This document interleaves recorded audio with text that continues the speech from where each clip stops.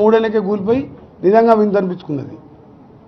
అందుకని నల్గొండకు వస్తే కేసీఆర్ని ప్రజలు ఉరికిచ్చి మన ఎన్నికల్లో ఎట్లా కొట్టిన ఓట్లతోని ఈసారి కూడా మళ్ళీ ఓట్లతోనే కొడతారు. 2 పార్లమెంట్ ఎలక్షన్ల టీఆర్ఎస్ డిబేట్ వస్తే నా పేరు వెంకరెడ్డి కాదు. 2 పార్లమెంట్ల వాళ్ళిద్దరూ భువనగిరి నల్గొండ మల్లన్న సాగర్ కొండపోతే నిన్నుంటుంది, కింద భువనగిరి ఆలేరులా మూసి నీళ్ళు, బోరైతే మూసి వాసన, మంచినీళ్ళు లేవు. అంటే మా తెలంగాణ కాదా భువనగిరి ఆలేరు? ఆడ డిబేట్ రాదు. ఆడ అయిలే 50,000తో గెలుచున్నా 50,000కు 130 ఒకటి తక్కువ వచ్చినాయి.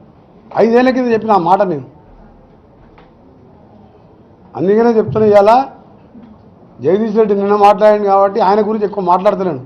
కేసీఆర్ త్వరలో వస్తుంది, పులి లేచిందాను, పులి లేదు పిల్లి లేదు, మొత్తం దుకాణం బంద్ చేసుకొని మొత్తం మూటా మూల చదువుకొని స్పెషల్ ఫైట్ రెడీ పెట్టుకుని ఇంకా స్పెషల్ ఫైట్ ఎందుకు రద్దు చేసుకుంటలేడు ఆయన? ఈ ప్రెస్ వాళ్ళు అడగాలి వాళ్ళని పోయి. ఇంకా స్పెషల్ ఫైట్ ఉంది. ఏది కవిత అప్పుడు లిక్కర్ కేసు అప్పుడు తిరిగింది కదా, బెగంపేట ఎయిర్పోర్ట్లో మన హెలికాప్టర్లో పోయినప్పుడు చూసినా.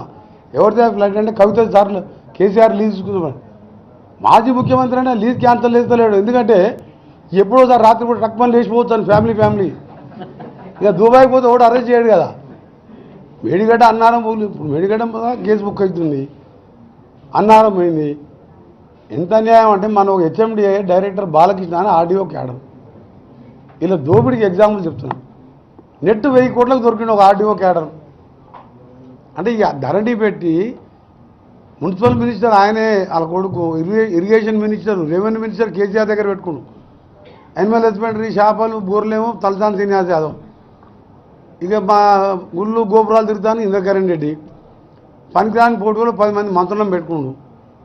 పైసలు వచ్చే పైసలన్నీ ఆయన దగ్గర పెట్టుకున్నాడు, దోసుకున్నాడు. కూడా హెచ్ఎండి డైరెక్టర్ దగ్గర 1000 కోట్ల ఆస్తి దొరుకుతుందా?